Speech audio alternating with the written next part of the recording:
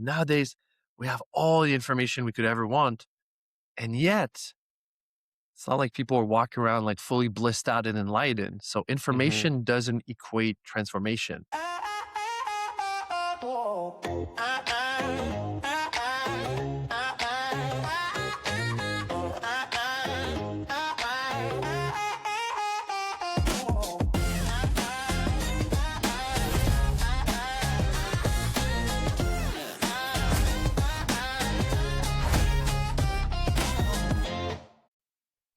What's going on, everybody? Welcome back to another episode of Curiosity Class. Today is an extra special episode because I get the honor and privilege to be joined by my good friend, Phil Drolet. Phil is someone you can't really put into a box. You are a world champion triathlete. You are a very successful entrepreneur. You are a spiritual guide. And today I get the opportunity to talk to you. So thank you so much for being here, Phil. I very much appreciate you. Thank you. Grateful to be here. Excited for this conversation. Man, me too. So there's 1,000 ways that we've talked about starting this, but I think we both kind of agreed that one of your many gifts to the world is your ability to provide meditations. And you've given me the gift of meditations that I listen to on a fairly regular basis. And so I thought it'd be really cool if we could start this off with a meditation, if that's cool with you. Absolutely. Absolutely. So I'm going to invite you, Jeff, and whoever is listening to this at home, if you can, close your eyes. If you can't, keep them open and just let yourself relax your body, relax your mind, and start to take long, deep breaths through the nose.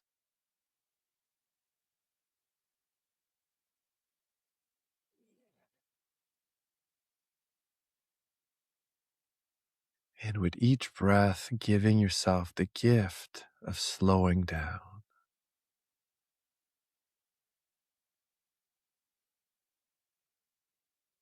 Whatever you were doing earlier today, just let it go, let it dissolve.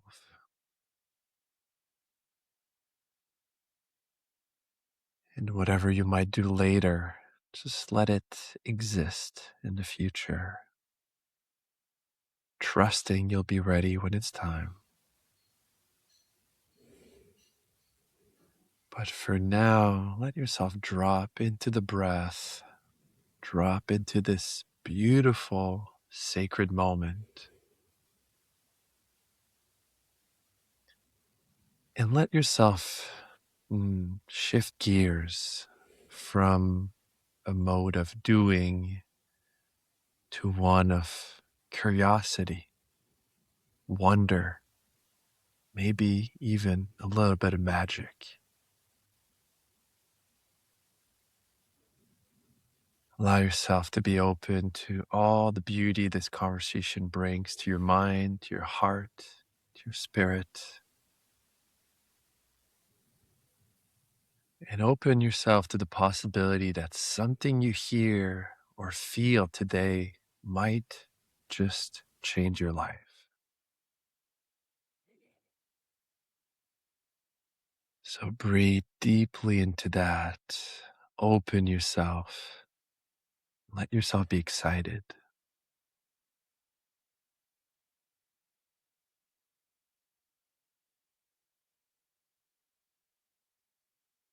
And so with that, let's complete this little meditation with 3 deep breaths all together. So let's empty out the lungs to start. Take a big inhale through your nose.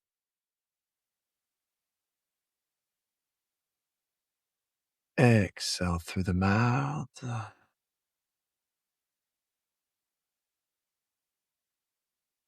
Inhale.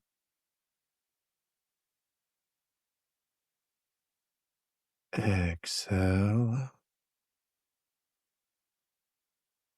And last one with a big smile for some extra serotonin. So big smile, big inhale. Hold the breath, hold the smile. And exhale.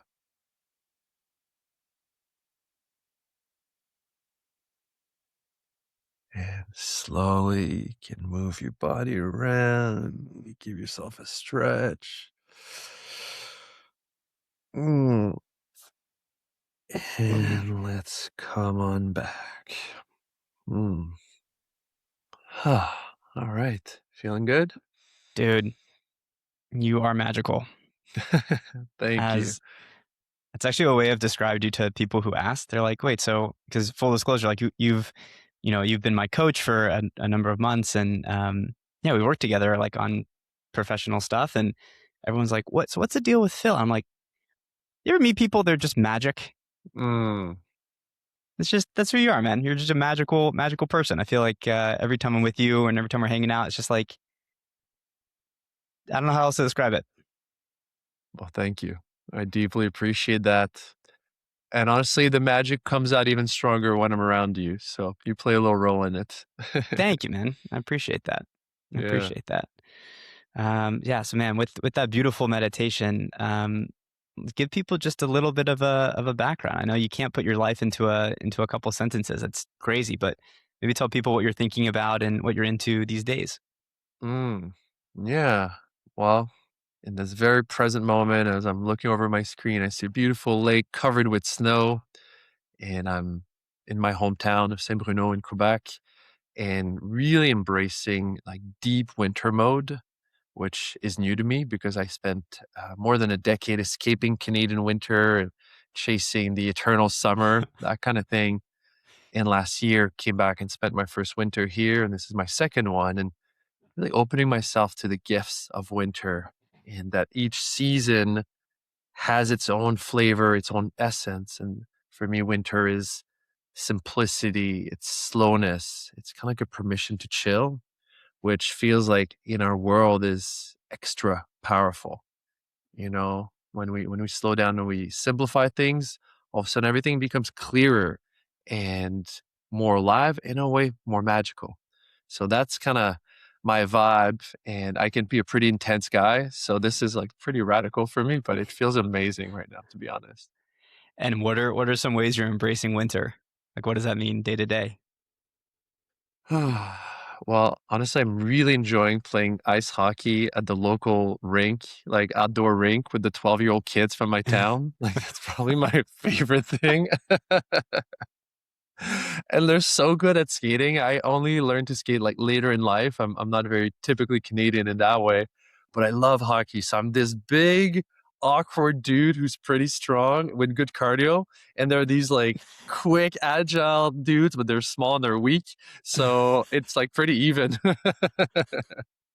It's a lot of fun, to be honest. Um, and honestly, like jokes aside, it's really fun because it's a form of play, it's a form of like healthy competition, but also this is one of the things in Canada that hasn't changed in the last 100 years.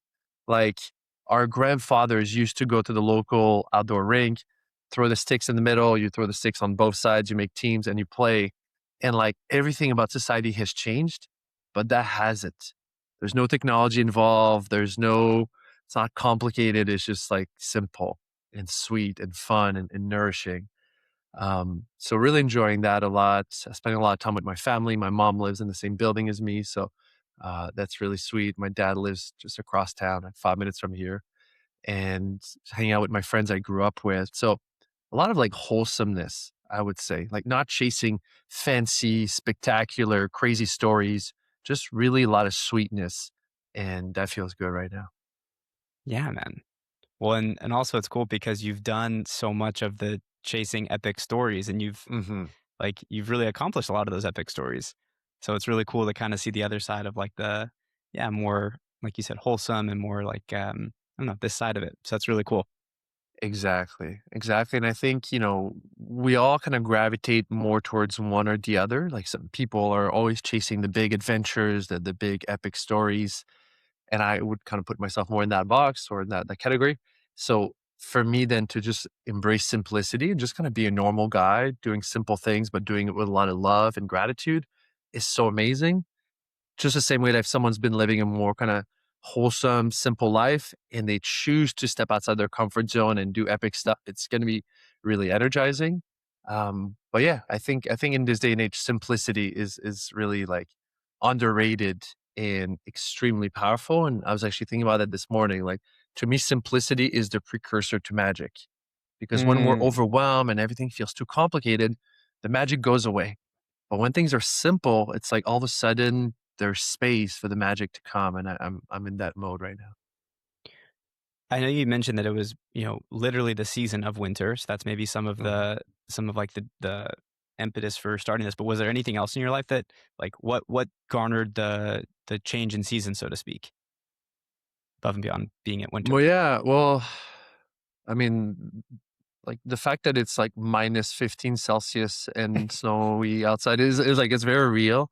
But also like the last few weeks, there's been yeah, I've had like some pretty epic things happen in different domains, and like it was really season of like expansion and expanding my consciousness and what's possible in relationship and what's possible with when playing with energy and connection. And like I kind of blew my own mind like several times in the last few months. And then there was a moment where it's like, okay, like now let's just kind of come back and like I don't know, the same way that if you just had an amazing meal and you're like so full and it was so good and you've had all these flavors, you just want to go lay on the couch and just kind of digest and just like Yeah. maybe watch some football on TV. Like that's kind of where I'm at. Like I need a period of like digestion. Yeah. Yeah, yeah, yeah. That makes sense. That makes Mm, sense. And so kind of with that, like as part of the last, I think it's like been 10 years or so, you've primarily been off social media, right? Like you haven't hmm really had much of a presence online. Um, and so now you're kind of stepping into like going back into social media. So what was the change about and walk me through what that looks like? Yeah, well, there's a nuance I need to add because I went back into social media and then I left again. Okay. Okay. But the nuance is this. So yeah, years ago, I realized, that, I guess in the name of simplicity and inner peace, that social media wasn't for me. Even though I had built my first business using it a lot, I was just like, man, it's just too noisy, too stimulating, and I want my life to be more grounded and calm, to be honest. So left social media, was off for many, many years. And then like sometime last year, started to get this call from the universe that I have more to share with the world and that I can't just be like in stealth mode forever and ever because the coaching business didn't have social media, didn't have marketing, didn't even have a website. It was all Hmm. word of mouth, all referrals, which is kind of an amazing business model, to be honest. Like it's Yeah. really great, and it worked for years and years. But yeah, spirit started to show me like, hey, you have cultivated some really unique and valuable gifts, and it's like don't hoard it, like share it with the world. Like Hmm. okay, and when God tells you something, I found it's better to listen than to argue with God. So I leaned in, but it was very much like experimental. Like, okay, I don't even know what social media is like nowadays. And man, it's crazy. It's so fast paced and it's so, like to me, there's a natural pace to things. Like right now we're having a conversation that has a organic pace, right? It feels good. It feels grounded. Then I go on Instagram and my brain's like, "Oh my god, what is this?" Like, it makes me feel the same way when I step into a casino in Vegas and I see all Mm, the lights and like ding, ding, ding, ding. It's that kind of feeling, and for my nervous yeah. system doesn't feel good. So I posted a little bit, experimented, realized I don't feel good here. So I stepped back out, and now I'm gonna really focus on YouTube, which for me is kind of the sweet spot. It's a platform I use a lot. I enjoy it. I don't know if you would call YouTube a social media platform. Yeah, Probably not actually. probably not. I mean, it has a little bit of social elements, but it feels, yeah, I don't know, more sane. So I'm really leaning into YouTube now, and that's going to be a big focus for this year. And realizing I can do everything on that platform, and I don't need to spread myself on all the other ones. Okay. Well, dude, I'm selfishly very excited for this because I've gotten a chance to check out a couple of your videos from a couple months ago, and Hmm. they're awesome. Like you have some meditations on there, you have some amazing like talks when you're giving, and like you in these beautiful forests, which I now know is right down the street from where you live, which is really cool. And so yeah, I'm very excited selfishly to be able to consume some of your content. So thank you in advance for starting that back up. You're very welcome. It feels exciting. Last year felt like, oh my God, like, I don't know, kind of really stressful to like step back. And I kind of made it a bigger deal. At the end of the day, like, it's not like everybody's like waiting eagerly. Like people are like, "Oh, you're doing YouTube, cool, all right, nice." But for me, I made it like a bigger deal than it needed to be. And then I took a Hmm. little break over the holidays, and now I'm stepping back, be like, "No, it's just an extension of who I am." Like, Don't making it Mm. to some big deal. Just share from the heart about things you're passionate about, things that have been impactful. Tell good stories and let it be what it is. So I feel Mhm. way more relaxed than I did 3 months ago around it. Dude, that's awesome. I mean, you shared with Mhm. me a lot that, like, the best work you can do is, like, stuff something that feels like an extension of you, right? So, like, you Yeah. don't wanna be doing stuff that doesn't feel inauthentic, but you want it to be like, "Oh, this is just me in work output," you know? Exactly, and not performative. That's the whole Mhm. thing, and for me, there's something I'm completely continuing to unravel. It's like, we don't need to perform to be liked, to help others, to add value. In fact, the greatest service we can do is just to be authentically ourselves, Mhm. which ironically is, like, the simplest thing in the world, but it's, like, kinda hard because we've conditioned ourselves to not be that, or at least some of us. And so for me, it's just like remembering, like, no, I can just turn it on, share, and that's it. Like, don't need to put on a Mhm. show. Just be me. Yeah. And I think a lot of people around the world are learning this right now. And so how did you start January 1st? Was that kind of when you started to take it? Because there are some videos that are a couple like 4 or 3 or 4 months old. Yeah, so there's like stuff from before. Then I took a break. I mean, it was on like a solo retreat for all November. I was in the hills of Tennessee, like kind of downloading like, okay, what do I want this to be? Because before I was just creating random stuff, like just throwing stuff at the wall. In November was like, all right, what am I actually doing here? And during that month, received a lot of clarity. Then December came back here, but it was the holidays. Didn't feel like the right time to go. And then now that the new year started, I recorded my first video yesterday. Haven't published it yet, but kind of giving myself grace of like, let's lean in. Like, don't need to force anything. Like, be gentle with myself as I step back into creator mode. Mhm. Which I think is an interesting balance. And this as a creator, it's like we don't want to be too gentle with ourselves because then we'll never do anything, but we don't want to be too hard on ourselves because then it can kind of dim our creative process. So trying to find the happy middle. And so how did it feel to record the first video? Awkward for the first 3 minutes and delightful for the next 11. Okay. Sweet. That seems like a Yeah. good balance. Yeah. And I gave myself permission. It was going to be like a practice video, so Okay. I already knew I wasn't going to publish that one. But let's just kind of go through. I mean, talking in front, like talking to someone, to me is so easy because I connect with you and this feels real and normal. Talking in front of a crowd, amazing. There's humans, there's energy, I can see. But talking to a camera alone in a room is still a little bit weird. Like, Yeah. it's not a, a very natural thing for humans to do. I think we can train ourselves. So for me, it's like, how do I be authentically my full human self when I'm talking to a piece of plastic in a room by myself? Okay. Mhm. Mhm. Yeah, I get that. I get Mm. that. It's honestly probably a good thing that you feel that way. I feel like you make better content if you do feel that way versus if you're too comfortable, it's almost like I don't know, there's some, uh, inverse relationship there, I feel like. Okay, I'll take that to heart because it definitely does feel a little bit funny, but I'll trust that. I mean, it's like anything, right? It's a skill. Like everything in life, I'm such a big believer in like having growth mindset, and nothing about us is fixed. Everything is develop can be developed, can be improved, and so okay, my skill level is here. I want it to be there. Well, let's get to work and Mhm. let's get 1% better. I saw a guy who posted that the other day. If they say like get 1% better every day, Mhm. and he said like mathematically, if you get 1% every day over 365 days, by the end of the year, you're 38 times better than when you started. Because it compounds, right? So I was like, oh my God, I can totally get 1% better every day. That seems completely reasonable. And Yeah. I'm going to be incredibly so much better a year from now. Cool. Let's get to work. Yeah. I love that. What do they say, compounding is the eighth wonder of the world? Yeah. And we often think about it in terms of money. And Mhm. obviously that applies there. But in terms of skill development, it's true as well. Just consistent a little bit every day. And to me, that's one of the qualities I really try to embody. And something I appreciate in others is consistency.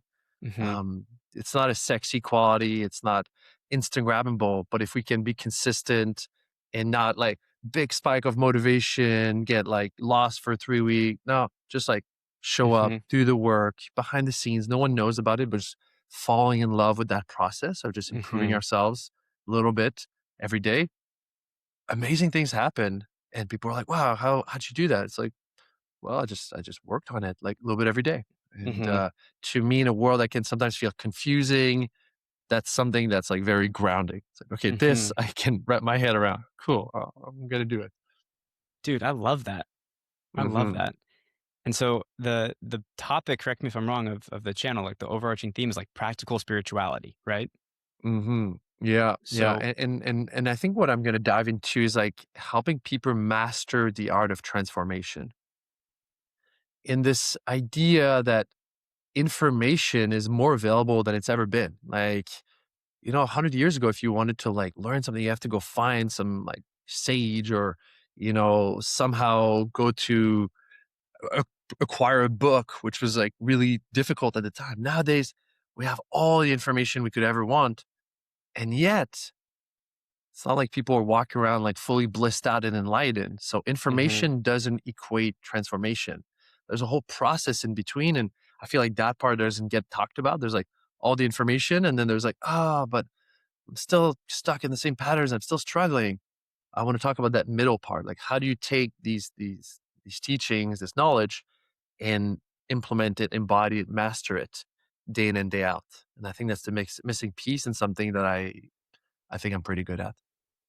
Dude, I think it's so cool that that is what you associate with spirituality. Like when you're talking, I almost don't think about spirituality, but I love the application of that. Mm-hmm. Like you can apply Mm-hmm. that to anything, right? Yeah, exactly. I mean, it's to become an amazing triathlete is a process of transformation. You're not very Sure. good, you're not very fast, and then fast forward a few years later, you're amazing. It's like that was physical and mental transformation. And I'm realizing in athletics, we've mastered the game of transformation because that's literally what it is. And we've broken it down into like steps and a process and a system that you just repeat day after day, and then you get better. But in Hmm. spirituality, that's kind of missing. There's a lot of amazing spiritual notions floating around, like that's everywhere. But the percentage that people hear and then apply and then master is so small. And that's a little bit tragic. But somehow that doesn't really get talked about. And that's where I feel I can really add value to the space. Do you remember like where or how old you were when you were aware that you became interested in this? Like because I think you've Yeah. always been an athlete, so that's probably since you were young. I think you've always probably had some head for business of some sort. When did you know that you were like into spirituality, like that this was really like resonating with you? Well, spirituality came later, but at 10 years old, something really interesting happened where I made a very clear connection in my mind. Like I started swimming when I was 5. I was pretty hyperactive, so my parents kind of like threw me into the pool and were like, "Swim, tire yourself." So you won't be so much to deal with, and it worked. It was actually a great decision on their side. And like when you're 6, 7, whatever, you go to swim practice because you have to. But when I was 10, I really made this connection that like, wow, what I do every day in practice has a different, a direct correlation to what happens at the competition in 2 months from now.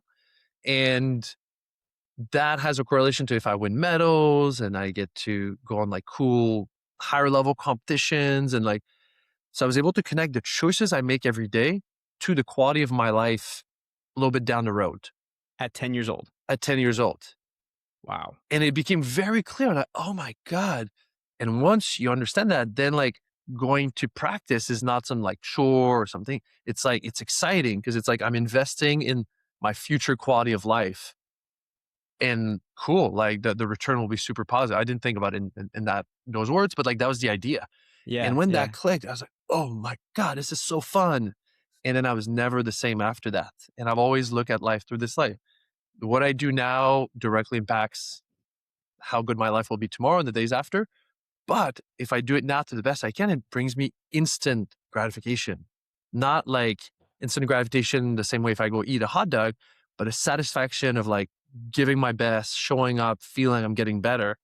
And to Mhm. me, that's like the best addiction in the world, really.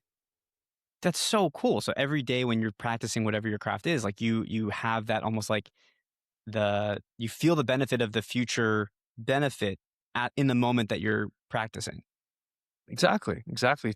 To this day, every time I finish a training session, I pat myself on the shoulder and I'm like, "Yo, that was fun," and I was just really alive for the next hour, but I just put money in the bank, and Yeah. that will open doors for me. And it's like, yeah, and it's not just like winning medals, but it's like just I'll be able to experience myself at a higher level, and hey, maybe I'll get to go to travel to the World Championships and do these cool things. And like life can be infinite if we just kind of rise to the level of skill that opens those doors. And then it's like super fun. It's like, oh, I get to like experience all this cool stuff as long as I'm willing to put in the work today. But Hmm. that work can be fun and enjoyable if you know that it's paving the way to like the life of your dreams in a way. Hmm. So okay, so let's connect the dots a little bit because Hmm. with the because we have that knowledge of like, okay, this I'm going to do something today that I know is for the benefit of my life. Let's, I don't know, take eating better, right? Like I want to Yep. eat more cleanly. Yep. I know that eating healthier foods is going to lead to a life of health and well-being, and I want that. But man, I love potato chips, or like Hmm. I love hot dogs. So like, how do we think about, or how should I think about bridging that gap? Hmm. Hmm. Well, I think we have to get like really excited about what that will create. So it's like, oh, I will be more healthy. Like that might or might not really hit the spot, right? Mm. Like, oh, that's nice. Yeah, being healthy is better than not being healthy. We have to frame it in a way that's like, oh, yes. Like, so for me, it's like, I want to have vibrant, amazing energy every day to do all the things that I want and show up as my best.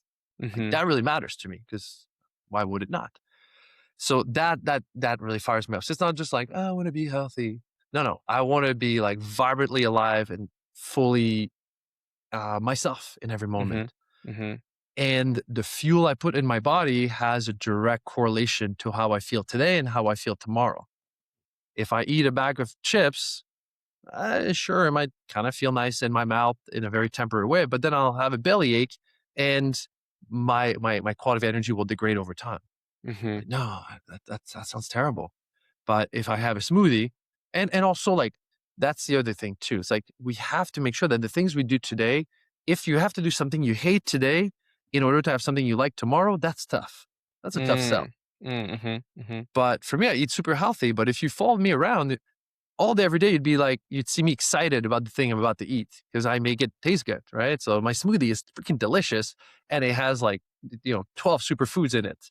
Yeah. So I'm like, yay, I'm going to drink my smoothie. It's going to be so delicious. And also, it happens to be the same thing that's going to make me feel good today and tomorrow and the month after. So Mm. I think that's the way we connect all these things. I go to the gym sometimes and I walk in and I see people running on the treadmill and they look just completely miserable.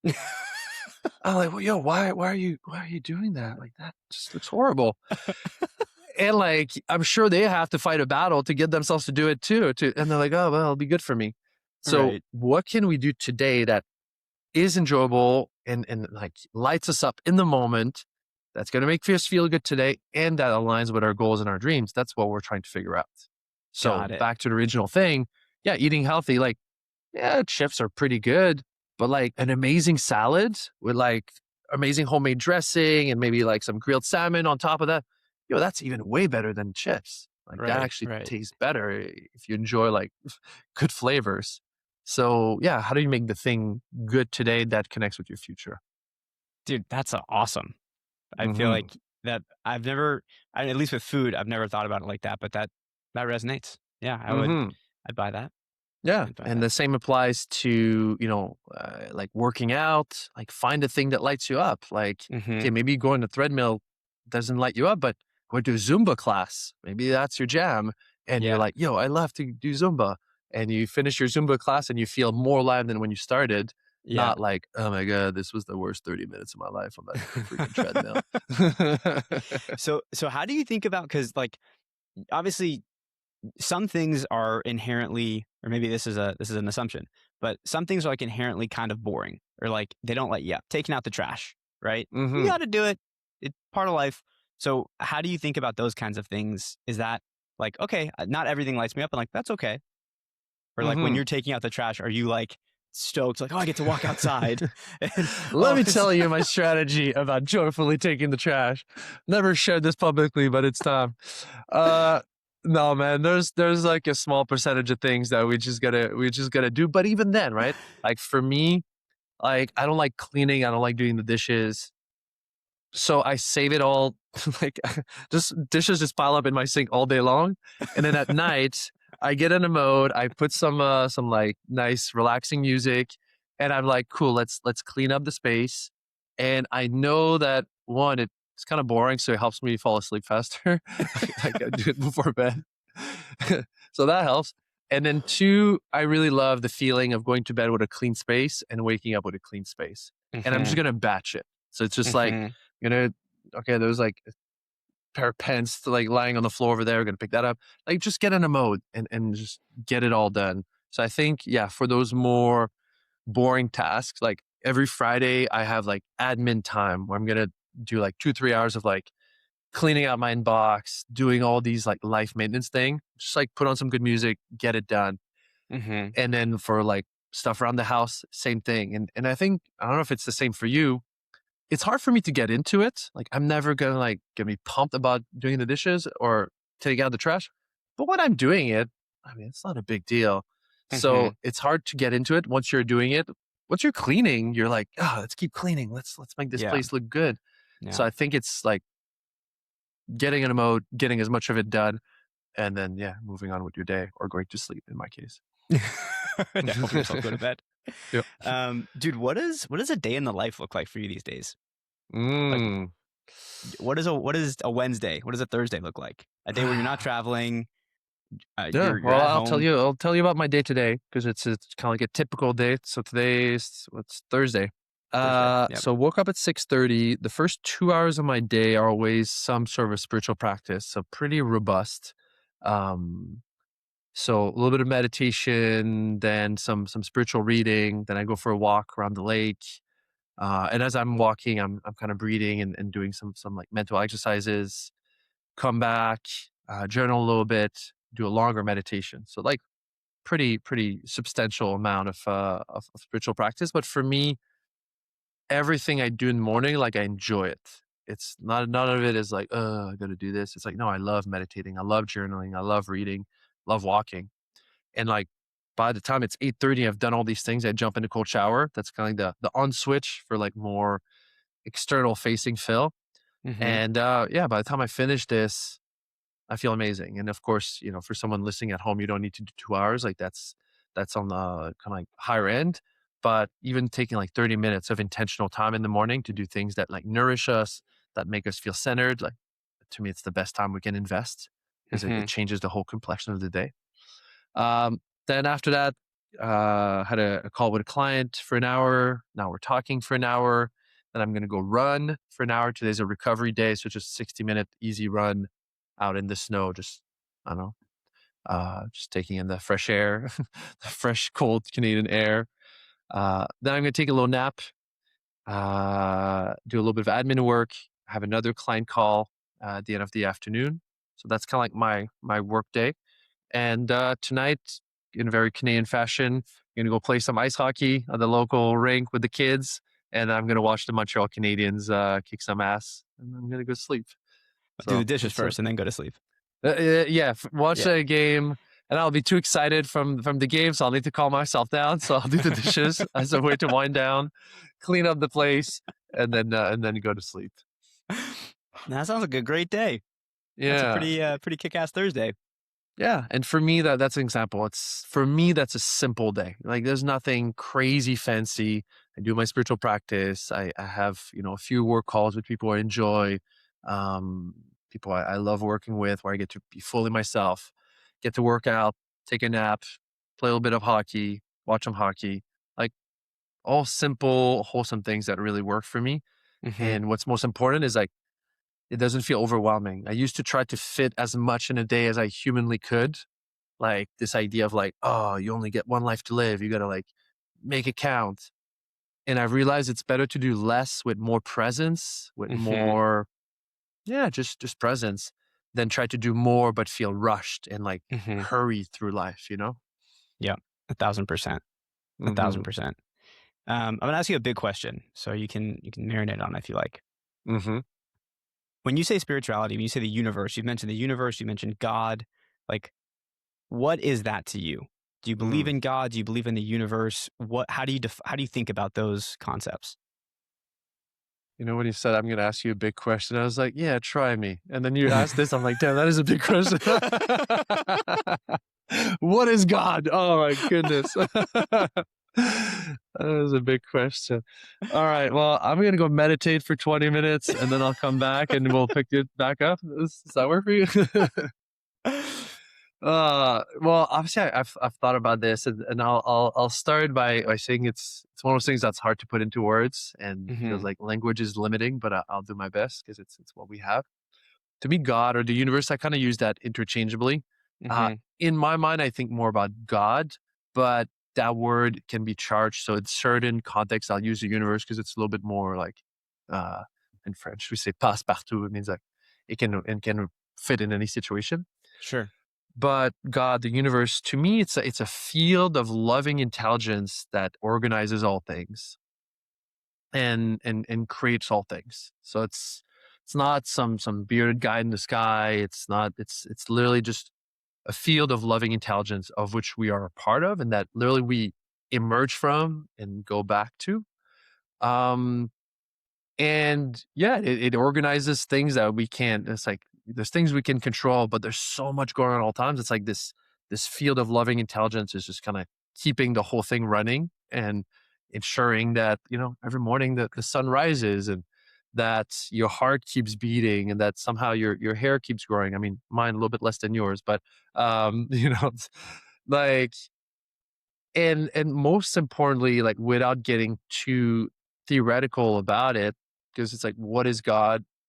It's more like, okay, what is my relationship with God? Like, what does that Mm. mean for me personally? I think that's a more important question. And to me, it's like this field of loving intelligence is always guiding me.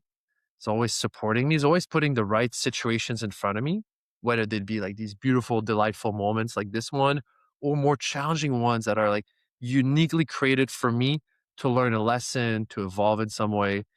And so it's like I'm in this almost like this simulation, but it's like designed perfectly for me. And it's like stacked in my favor, even Mm. when it feels challenging in the moment. But I'm never alone. I'm not just like this little entity floating on a piece of rock in space. Like, no, I'm connected to this whole field of intelligence and it's got my back at all times. So okay, now we can play the game. Yeah. Dude, that's awesome. That's such a beautiful way of phrasing it. And I love what you said, like, Mhm.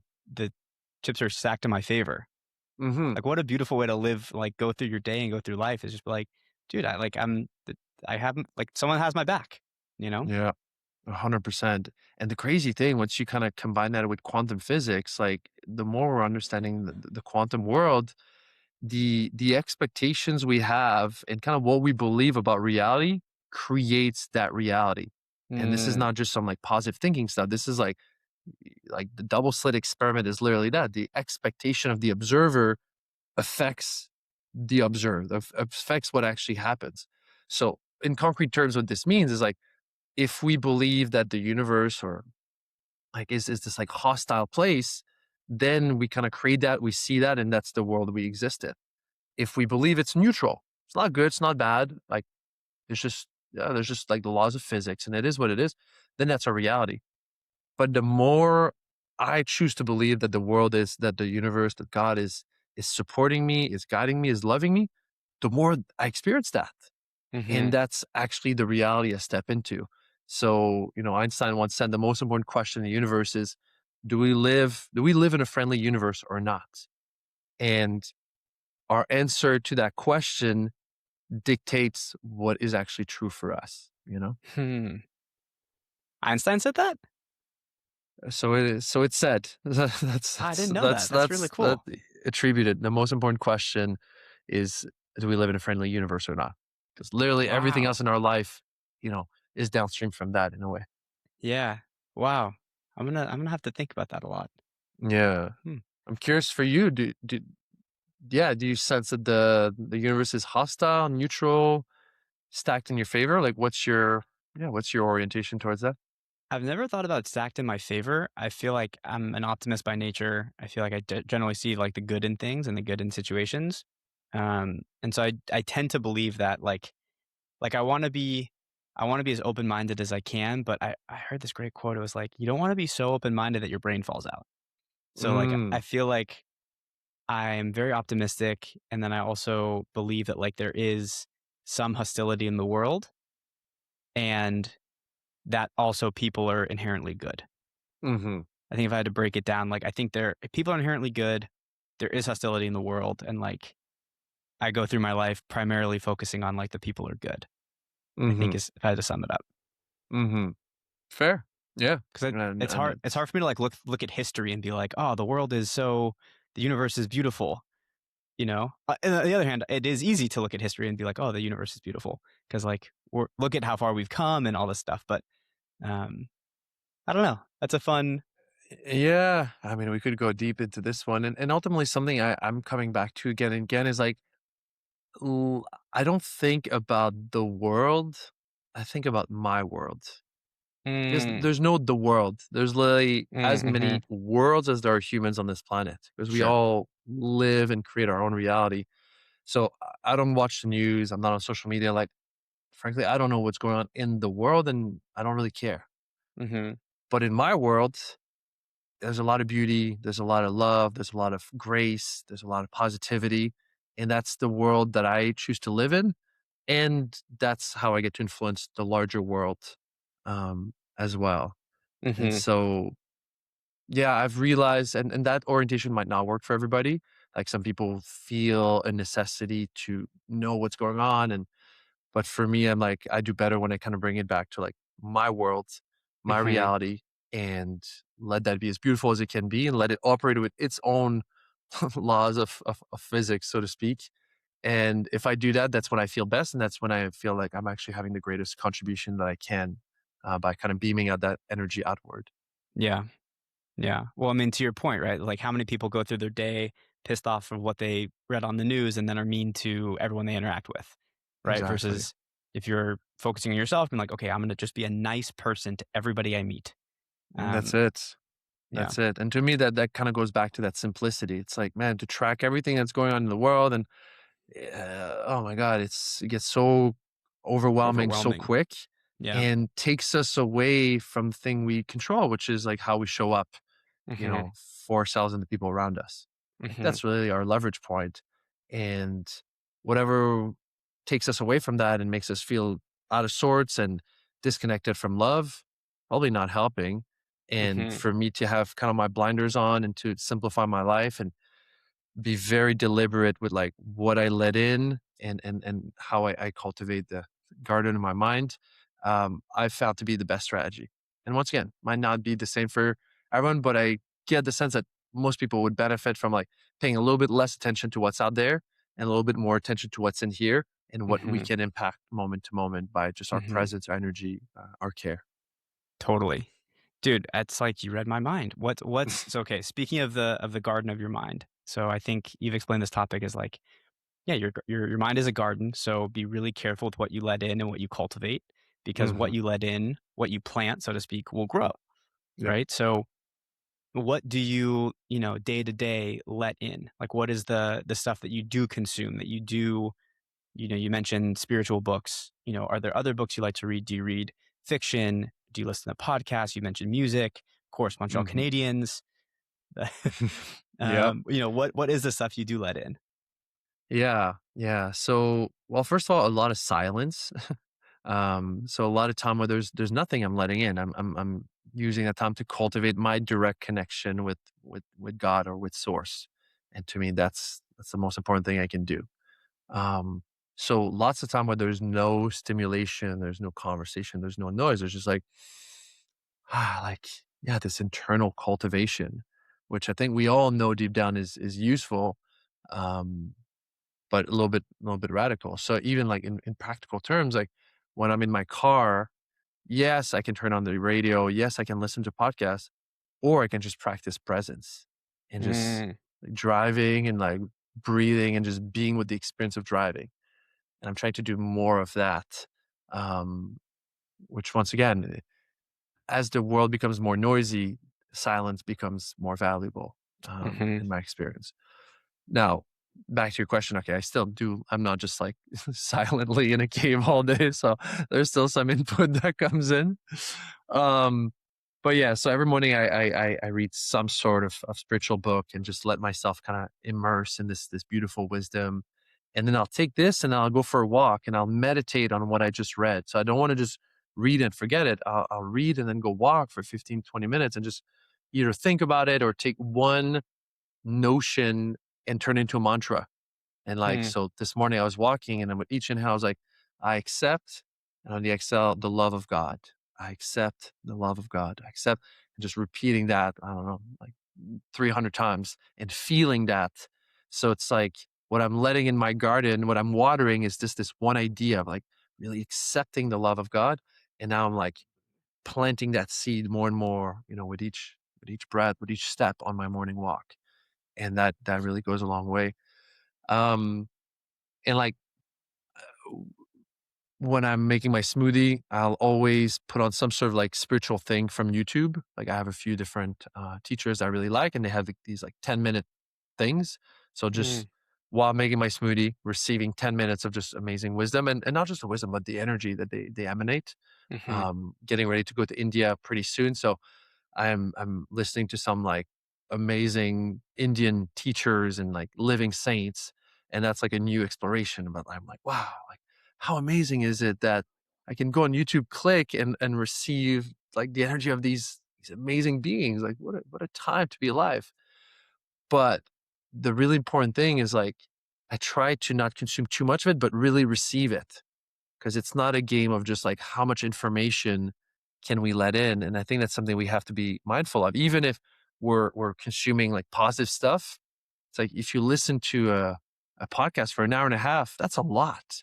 Mhm. And maybe it's better to consume less but receive it more deeply.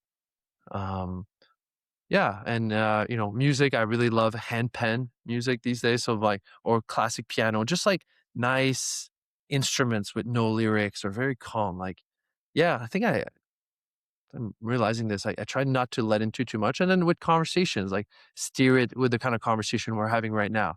And it doesn't mean that we can't talk about challenges and difficulties because they're part of the human experience, but always from this frame of like, let's feel what's going on, let's honor what's going on, and let's see how we can, you know, transcend it.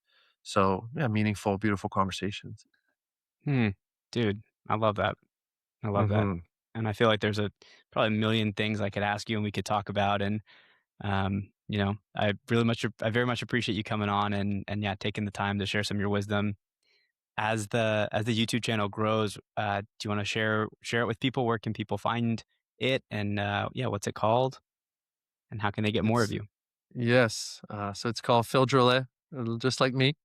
And yeah, if you're interested in topics that we explored, and really bridging the gap between like all the amazing information that's out there, but be able to implement it, to live it, to be it, and do it in a joyful way.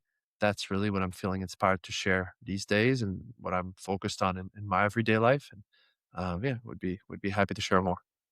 And thank you so much, Phil. You're the best. You're a freaking beast all around. And I'm so honored that I get to call you a friend, man. So thank you. Thank you, brother. Appreciate the conversation. Back at ya. Alrighty. Bye, everybody.